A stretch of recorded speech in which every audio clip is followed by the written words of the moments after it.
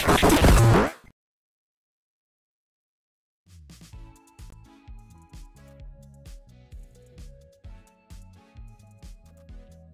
semuanya, Assalamualaikum warahmatullahi wabarakatuh. Salam sejahtera bagi kita semua. Apa kabar semuanya? Saya Dani Sitompul. Hari ini kita akan kembali membahas tahapan dalam entrepreneurship, guys. Bagaimana kalian bisa membangun venture kalian supaya bisa lebih growing lagi, lebih sustainable lagi. Dan pada akhirnya menangkap sebenarnya peluang-peluang apa saja sih yang sebenarnya bisa kalian dapatkan dengan menerapkan berbagai tools yang bakalan kita bicarakan pada hari ini.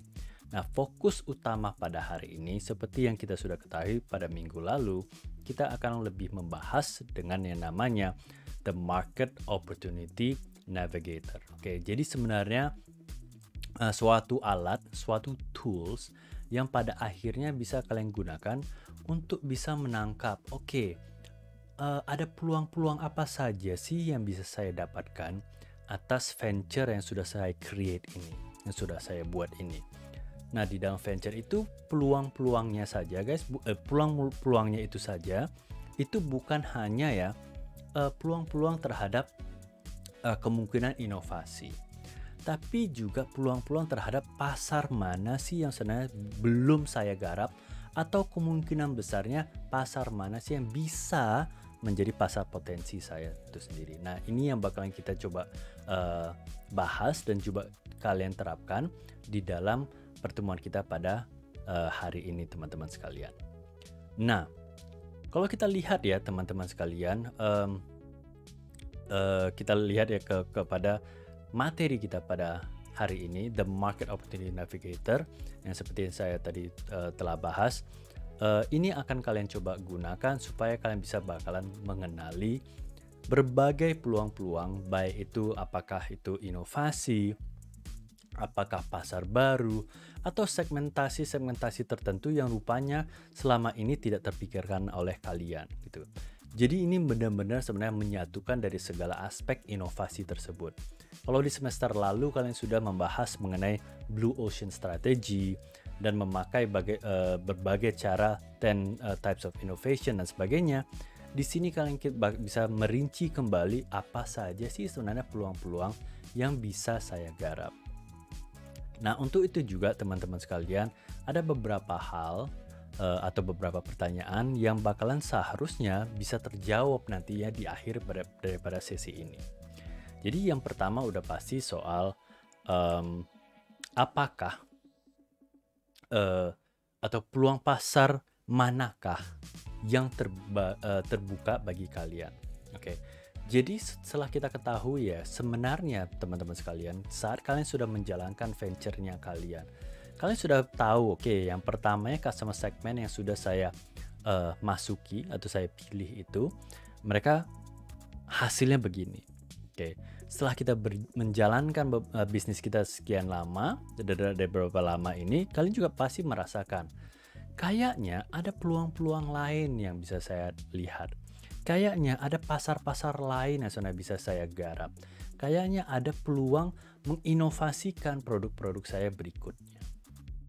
Nah ini yang bahkan kita sebut sebagai peluang pasar tersebut, market opportunities itu sendiri. Jadi sebenarnya teman-teman sekalian bukan hanya soal segmentasinya, tapi berkaitan keseluruhan daripada venture-nya kita. Nomor 2 adalah peluang pasar mana sih yang sebenarnya paling menarik, teman-teman. Karena tentunya kan paling menarik itu bukan yang hanya menurut kalian, oh ini lagi ngetren nih, berarti saya harus ke sana. Bukan, sebenarnya yang paling menarik justru adalah yang menurut kalian yang paling bisa menghasilkan untuk kalian. Jadi ini di saat sekarang ini nggak apa-apa kita agak bersifat lebih egoistik, di mana kita memikirkan dari sisinya si perusahaan atau si venture itu sendiri. Nah, bagi kalian supaya kalian bisa growing, supaya kalian bisa sustainable, kira-kira pasar mana sih yang sebenarnya memiliki peluang yang lebih menarik? Nomor 3, pada akhirnya teman-teman ada peluang pasar manakah yang harus menjadi fokus utama kita. Nah, di dalam tools ini teman-teman sekalian, kalian bakalan bisa melihat ada beberapa alternatif pasar yang bisa kita pilih nantinya. Berdasarkan apa? Ini yang berikutnya yang bakalan kita lihat. Kita akan nyusun ini sedemikian rupa supaya kalian pada akhirnya mengetahui betul, oh ya, dengan kemampuan saya, dengan ability saya, apa saja yang terbuka bagi kita. Nah, pada akhirnya teman-teman sekalian, sama seperti yang di saat kita memilih ide, memasukkan ide tersebut ke dalam BMC kita, dan pada akhirnya kita memikirkan, oke, mana sih harus menjadi titik utama fokus kita. Oke. Nah, untuk itu juga kita juga harus mengetahui sebenarnya apa sih the market opportunity itu sendiri, teman-teman sekalian. Oke. Nah, kalau kita lihat ya, the market opportunity set. Apa sih sebenarnya itu? Kan gitu. Nah, kita harus ketahui teman-teman sekalian. What is it? A set of potential market opportunities that can address with your core resources and capabilities. Jadi sebenarnya yang kita lihat sebenarnya tidak ada yang namanya tidak saling berkaitan. Ini pasti berkaitan satu sama yang lain. Contohnya guys, yang bakalan kita lihat ada potensi pasar mana yang sebenarnya bisa kita lihat berdasarkan sumber daya yang kita miliki dan kemampuan venture itu sendiri. Jadi bukan kemampuan pribadi si individu atau si entrepreneur, tapi lebih kepada kemampuan si venture-nya kalian. Oke. Jadi bisa banyak sekali variasi pilihan-pilihannya. Banyak tipe-tipenya, apalagi berdasarkan kebutuhan dari segmentasi tertentu atau customer tertentu. Oke. Nah, kenapa ini penting? Karena sebenarnya ya, market opportunities can vastly differ in their attractiveness. Jadi setiap peluang pasar yang kita lihat itu memiliki perbedaan keatraktifan yang berbeda-beda. Daya tarik masing-masing peluang pasar itu berbeda-beda, teman-teman. Oke. Ada yang kita rasa, oh ini kayaknya menarik sekali nih, apalagi lagi ngetrennya nih, gitu kan. Belum tentu juga itu yang paling atraktif, guys, atau yang paling membuka peluang yang paling besar. Oke. Makanya disinilah kita bakalan harus betul-betul berdasarkan kembali lagi sumber daya yang kita miliki dan juga capabilities atau kemampuan yang ada di dalam venture-nya kalian. Okay. How is it done? Bagaimana cara kita bisa membuatnya? To discover valuable market opportunities, assess the generic functionalities of your core abilities. Jadi teman-teman sekalian, yang kita refleksi bukan kepada si entrepreneur-nya, tapi yang kita refleksi adalah generic functionalities atau fungsi-fungsi umum atau utama dari core abilities-nya perusahaan kalian. Fungsinya perusahaan kalian apa? Fungsinya venture kalian apa? Apa manfaat yang kalian berikan kepada si customer kalian? Itulah sebenarnya generic functionalities kalian. Okay.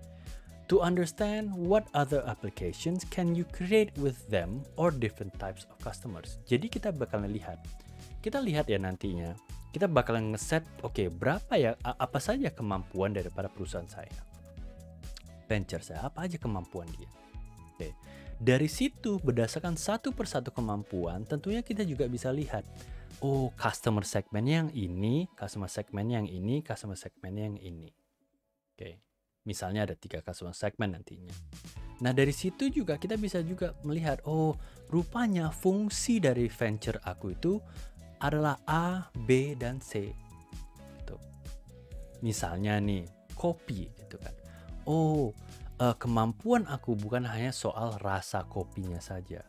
Tapi rupanya suasana kafe aku juga membuat orang itu nyaman nongkrong. Misalnya seperti itu. Jadi ada 2 fungsi utama daripada kafe kopi kita. Satu menyajikan kopi yang enak sekali. Yang kedua rupanya fungsi yang lain adalah rupanya mereka dengan suasana kafe kita jadinya mereka sangat tertarik dan nyaman. Oke. Dari situ kita bakalan bisa lihat, oh ya, ada ya dua customer segment ini. Ada yang pencinta kopi, ada yang memang sukanya nongkrong karena memang rupanya nyaman dia nongkrong di tempat kita. Jadi teman-teman sekalian, kembali lagi, kita harus jeli ya di saat kita melihat apa sih kemampuan daripada venture-nya kita, apa sih capabilities-nya kita. Kalau kita menjanjikan suatu produk, mau itu barang atau jasa, kita harus tahu betul-betul sebenarnya apa sih daya tariknya, apa sih fungsi-fungsi sampai sedetail mungkin, guys. Tentunya pasti banyak fungsi-fungsi yang lain yang mungkin saja tidak terpikirkan oleh kalian. Makanya sebenarnya sangat bermanfaat di saat kalian sudah menjalankan venture kalian. Ini beriring dengan waktu kalian bisa mendapatkan hal-hal baru tersebut. Oke. Nah, selanjutnya teman-teman, semua hal ini bakalan kita tuangkan ke dalam suatu lembar kerja. Nah, lembar kerja itu akan berbentuk seperti ini. Nah, ini teman-teman sekalian adalah yang akan kalian isi satu persatu di saat kalian akan membuat yang namanya market opportunity set kalian. Dimulai dari menetapkan kira-kira fungsi utama daripada venture kita apa, dari tiap fungsi itu abilities-nya apa, lalu pada akhirnya kita bisa melihat pengaplikasian setiap fungsi itu untuk apa dan untuk siapa. Dari situlah teman-teman sekalian kita bisa betul-betul mendapatkan fokus utama untuk peluang market saya yang baru adalah A, B, C, dan sebagainya. Dari situ yang bakalan kita coba hasilkan pada pertemuan kita pada hari ini. Yuk kita mulai. Tentunya pasti kita harus mengetahui ya teman-teman sekalian, kapabilitas dan sumber daya kamu sangat fungsional. Jadi kemampuan atau kemampuan daripada venture-nya kita, kemampuan daripada sumber daya yang kita punya itu bakalan sangat fungsional. Karena dia berfungsi untuk menjadi solusi terhadap permasalahan si customer kita. Dalam arti lain, kedua hal ini bisa digunakan sebagai dasar fondasi ya, membuat produk bukan untuk kalangan pasar tertentu saja. Loh Pak, kemarin kan kita sudah sebut customer segment kita A misalnya. Bagus, kita jalankan, sudah ada hasilnya. Sekarang ini yang berkaitan sama inovasi teman-teman sekalian adalah bagaimana kita bisa mengekspand yang namanya pasarnya kita, melihat peluang-peluang yang baru. Itulah guna inovasi. Makanya supaya gampang kita melihat inovasi-inovasi apa sih yang ada kemungkinan bisa kita lakukan, kita kembali mendasar kepada fungsionalnya perusahaan kita itu apa-apa saja. Dari situlah akan terbuka, ada pasar-pasar lainnya, ada opportunity lainnya, ada peluang-peluang yang lainnya ya. Nah, itu yang bakalan kita coba membahas di dalam worksheet yang pertama ini. Minggu depan bakalan ada berbeda lagi worksheet, tapi kita bakalan satu persatu teman-teman di dalam satu kegiatan semester ini. Jadi tidak akan masalah, ini tidak akan terburu-buru. Nah, worksheet pertama ini yang bakalan kita fokuskan pertama. Nah, hal pertama yang harus kalian pahami adalah apa saja sih kemampuan dan teknologi yang unik yang kalian miliki. Jadi betul-betul memahami perusahaan kalian, venture yang kalian, kemampuannya apa sih? Menggunakan teknologi apa? Menggunakan cara apa? Jadi teknologi jangan semua kalian pikirkan soal tech-nya. Bukan soal canggih-canggihannya, enggak, tapi juga prosesnya itu bagaimana. Itu juga bisa kita sebut sebagai teknologi, teman-teman sekalian. Baru setelah kita mengetahui dan kita set ya kemampuan dan teknologi unik yang kita miliki di dalam perusahaan tersebut, venture tersebut, nomor 2 adalah pengaplikasiannya dan pelanggannya harus kita pahami. Itu yang bagian bawahnya nanti teman-teman sekalian. Jadi sebuah peluang pasar udah pasti terdiri dari kombinasi dari peluang pasar dengan pengaplikasian dan juga si pelanggannya. Pengaplikasian sebuah fungsi itu bagaimana? dan di bawahnya untuk customer segment yang mana gitu. Kopi tadi. Oke, pengaplikasiannya adalah untuk menghilangkan rasa haus. Contohnya seperti itu. Oke. Customer segmentnya kalau misalnya orang yang ingin ngopi itu siapa aja? Orang-orang yang bagaimana? Oh, kalau yang penyuka kopi itu biasanya adalah kalangan orang tua. Sama orang yang memang penikmat kopi, misalnya seperti itu. Jadi ada dua customer segment yang berbeda-beda. Nah, itu yang bakalan kita. Oke. Lalu kemampuan apa lagi selain menghilangkan rasa haus, misalnya seperti itu. Oh, rupanya kopi aku itu bukan soal kopinya, tapi suasana daripada cafe saya. Kemampuan, ya kan? Capabilities kita. Oke, di dalam situ kira-kira apa sih pengaplikasian? Oh, rupanya ruangannya yang misalnya Instagramable, misalnya seperti itu. Oke, kalau kayak gitu orang-orang yang suka nongkrong di kedai kopi, kafe kopi, dan yang sifatnya Instagramable itu orang-orang seperti apa? Oh, orang-orang yang memang senang nongkrong sama orang yang memang senang foto, misalnya seperti itu teman-teman. Jadi kita begitu mengetahui sebenarnya pelanggan kita itu yang mana atas pengaplikasian dari fungsi atau kemampuan yang kita terapkan di atas tadi. Oke.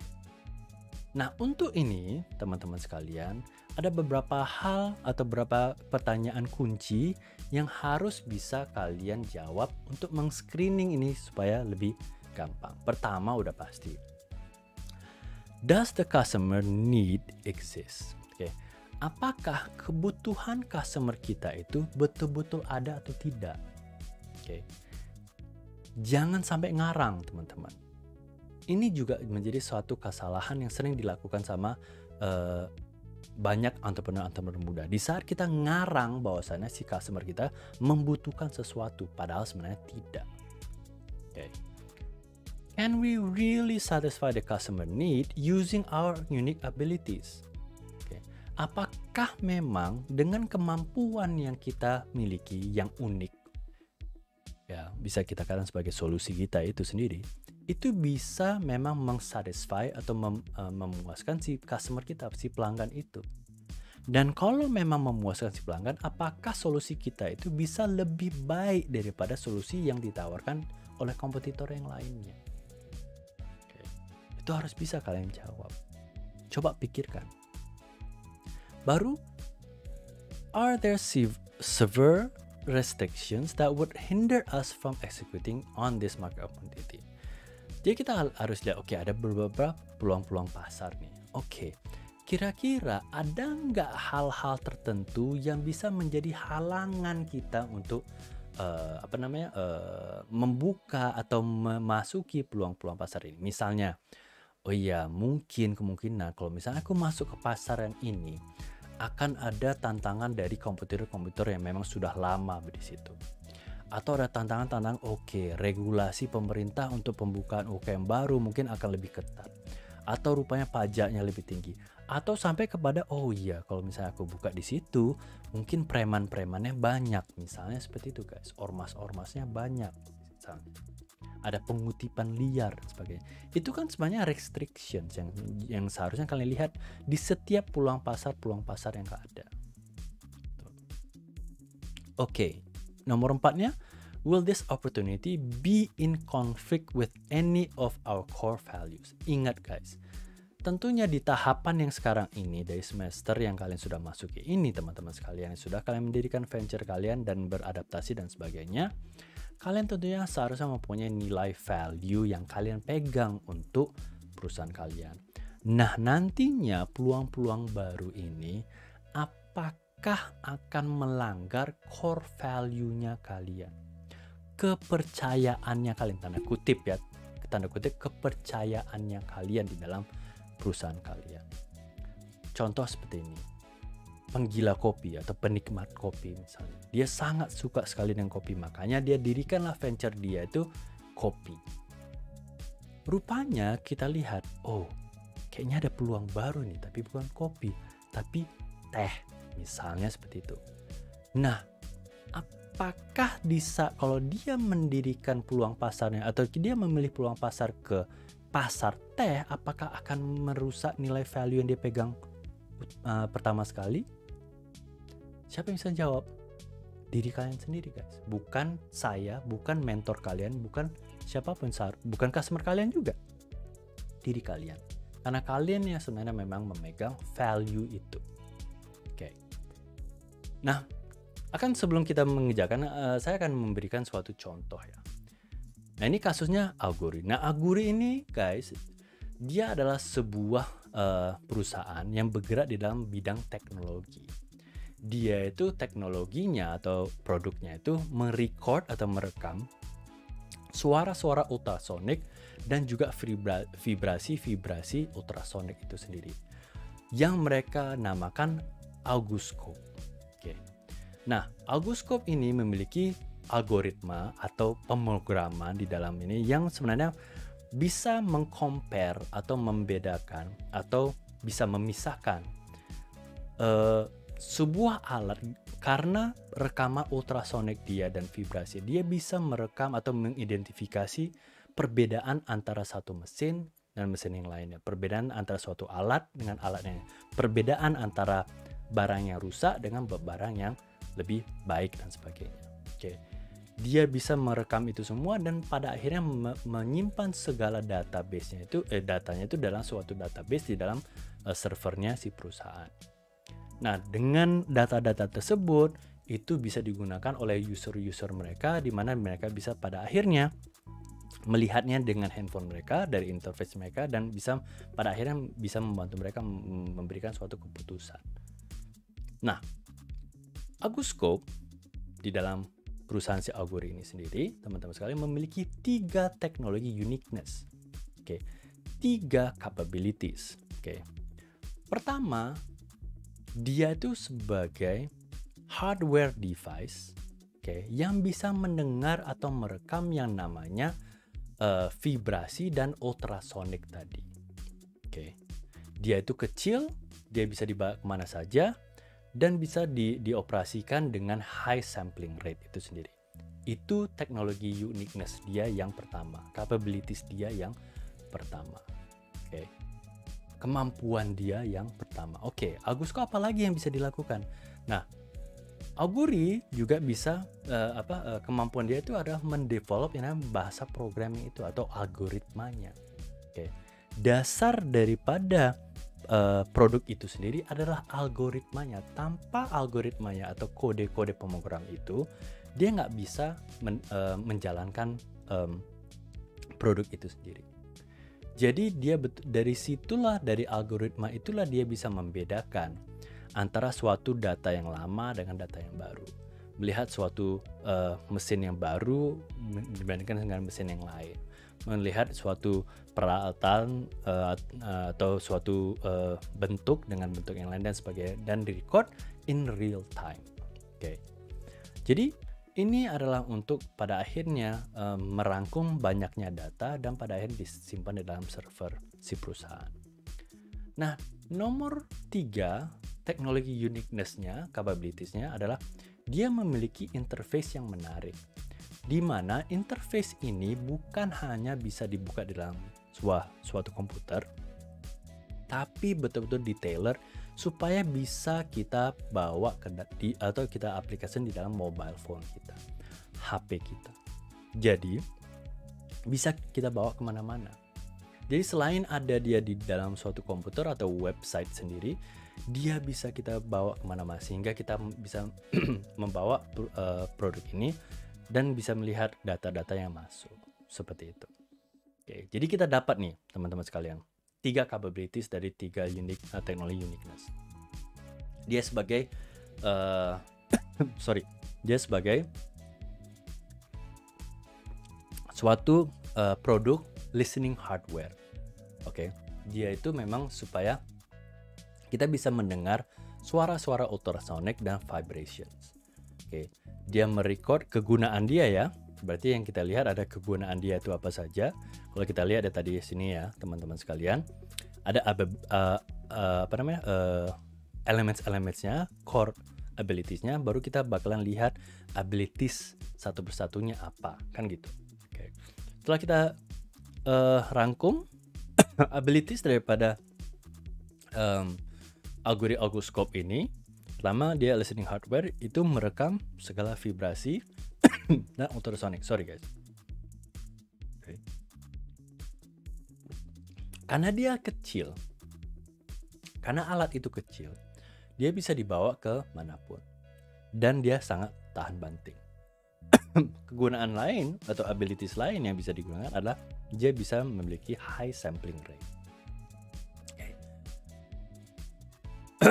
Ya, yang nomor 2 adalah algoritmanya.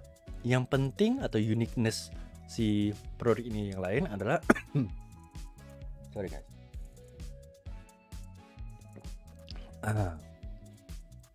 Adalah algoritmanya. Tanpa bahasa pemrograman ini, si oscilloscope itu tidak bisa berjalan. Okay. Nah, dalam algoritmanya ini, kemampuan algoritmanya itu selain mendetek changes, dia itu bisa menganalisis secara real time. Dia betul-betul desain untuk big data itu sendiri. Jadi sebenarnya berapapun yang masuk, data tersebut akan tersimpan ke dalam server itu. Dan kegunaannya adalah mendapatkan data sebanyak mungkin. Untuk pada akhirnya bisa memberikan suatu solusi pada akhirnya. Dia itu based on machine learning, dalam arti kata algoritma dia ini setiap hari akan belajar, teman-teman sekalian. Akan belajar dari hasil analisa data-data sebelumnya. Oke, itulah namanya machine learning. Ini bakal kita lebih lanjutkan nanti ya. Terus pada akhirnya dia builds malfunction dictionary. Dengan dia belajar sendiri mesinnya dengan algoritmanya ini, kesalahan-kesalahan yang pernah dilakukan, dia akan belajar dan tidak akan mengulangi itu kembali. Itu akan disimpan dia sebagai database baru, di mana pada akhirnya itu bisa menjadi manfaat bagi yang lainnya. Okay. Baru uniqueness yang ketiga dia adalah dia itu penerapan user interface dia. Berkaitan sama tadi mobile-nya itu, dia bisa pakai handphone sendiri. Enak, easy, gampang untuk dipakai, bisa di Android, bisa di iPhone, dan kita bisa customize data apa sih yang sebenarnya kita perlukan. Oke, jadi online management platform. Nah, inilah pada akhirnya bagian worksheet yang bagian atas yang diisi oleh si Augury tadi. Nah, teman-teman sekalian, setelah kita bisa mengisi hal ini, bagian atas ini, uniqueness kita itu, dan pada akhirnya abilities daripada setiap uniqueness tadi, kita bisa melihat Augury's technology can be applied to offer predictive maintenance untuk apa saja. Pertama, untuk pasar commercial machines, dia tahu bahwasannya dengan teknologi tadi ini ya, listening hardware, algoritma, dan user interface, ini bisa dipakai untuk customer di commercial machines. Bisa untuk orang-orang yang memang di consumer appliances. Dan pada akhirnya untuk orang-orang yang bergerak di dalam medical, staff rumah sakit, kedokteran, perawat, dan sebagainya. Jadi mesin dia itu bisa untuk diperlukan untuk pasarnya commercial machines, untuk pasarnya consumer appliances, sama medical purposes.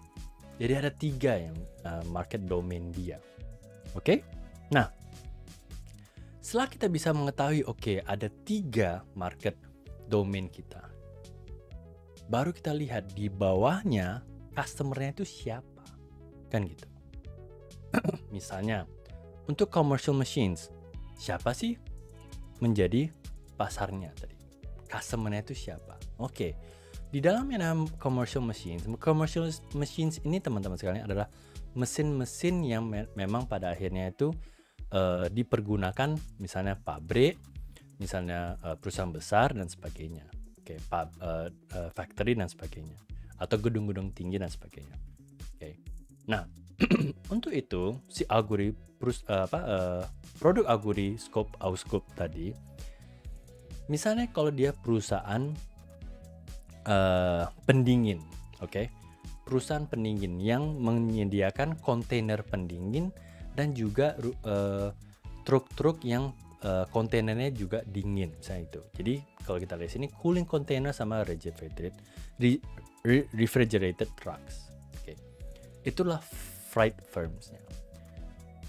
Customer segment dia yang kedua adalah untuk factories. Oke. Di mana factories ini yang bergeraknya itu manufacturing machines-nya dan infrastructure equipment-nya. Oke. Baru customer yang lain berkaitan sama commercial machines, ada commercial buildings, itu gedung-gedung besar, gedung-gedung pemerintah, perhotelan dan sebagainya. Oke, yang mempunyai HVAC dan juga elevators. Oke. Nah, lalu setelah kita lihat ya, kita bisa lihat yang kedua tadi kan consumer appliances. Consumer appliances itu adalah peralatan-peralatan consumer yang biasa. Jadi misalnya kendaraan dia di sini dan juga yang pada akhirnya household tools, ada peralatan-peralatan rumah tangga. Oke, kendaraan apa yang biasa yang kita fokus? Oke, ada kendaraan mobil dan kendaraan motor misalnya. Atau kalau misalnya dia peralatan-peralatan rumah tangga, white appliances sama heating cooling misalnya. Oke. Lalu yang ketiga tadi kan kita lihat adalah untuk medical purposes. Okay. Medical purposes kira-kira augoskop itu untuk apa saja? Sensor-sensornya untuk apa saja? Oke, dia bisa mendiagnosis arteri atau pembuluh darah kita. Masih ada nggak ya darah kita? Atau jantung kita sebenarnya masih memompa darah kita nggak ya? Atau dia ultrasoniknya itu bisa mendeteksi diagnostik daripada paru-paru kita. Sehat tidak? Okay. Bersih tidak? Ada bercak-bercak tidak? Itu kan dari hasil ultrasonik dan sebagainya, teman-teman sekalian. Nah, di sini pada akhirnya kalau kita sebagai venture sebenarnya memiliki kebebasan, oke, yang mana ya yang akan saya pilih dari kemungkinan-kemungkinan pasar saya yang bisa saya kembangkan. Tentunya udah pasti pertamanya kita tahu ada pasar utama yang mungkin kita sudah jalankan. Oke. Contohnya saja, rupanya selama ini Augury itu rupanya dia melihat market opportunity set-nya itu dia sudah bergerak di dalam bidang medical. Sehingga ini sudah saya masukin. Pasar ini sudah saya kuasai misalnya. Sudah saya masukkan. Kira-kira peluang-peluang mana saja sih yang bisa menjadi proses pertama saya atau inovasi berikutnya saya, sehingga disinilah si entrepreneur bakalan bergerak. Di sini dia akan menentukan, dari pasar-pasar yang sudah saya lihat, dari pasarnya commercial machines, ada perusahaan-perusahaan pendingin, ada pabrik-pabrik dan ada gedung-gedung tingkat tinggi dan sebagainya. Nah, kita pilih teman-teman sekalian. Dari setiap customer tadi. Di dalam perusahaan pendingin saya rasa peluang terbesarnya itu bukan pada truk yang memiliki kontainer yang pendingin, tapi memang saya membutuhkan cooling containers. Saya akan lebih fokus kepada customer segmen yang cooling containers. Saya akan fokus di dalam pabrik itu manufacturing machines-nya. Ingat ya, ini semua berdasarkan kemampuan abilities kita yang di atas tadi, teman-teman sekalian. Gunanya ultrasonic kita itu, gunanya kemampuan kita yang di atas itu apa? Kaitkan dengan apa yang di bawah ini. Lalu untuk yang customer segment yang keduanya, predictive maintenance for consumer appliances. Di saat produk kita itu bisa menjadi memprediksi maintenance atau kemampuan peralatan-peralatan consumer appliances. Consumer appliances mana? Apakah kendaraan transportasi dia antara mobil atau motor misalnya, atau white appliances dengan heating cooling itu. Pilih teman-teman sekalian. Sehingga kita pada akhirnya mendapatkan bucket daripada market opportunity set kita. Tahu betul kira-kira mana market yang akan saya fokuskan. Dan akhirnya akan tergambar seperti ini teman-teman sekalian. Inilah yang akan kalian coba lakukan di minggu depan. melihat mana sih sebenarnya dari peluang-peluang pasar ini bakalan menjadi peluang pasar yang baru kita ini sendiri, teman-teman sekalian. Oke.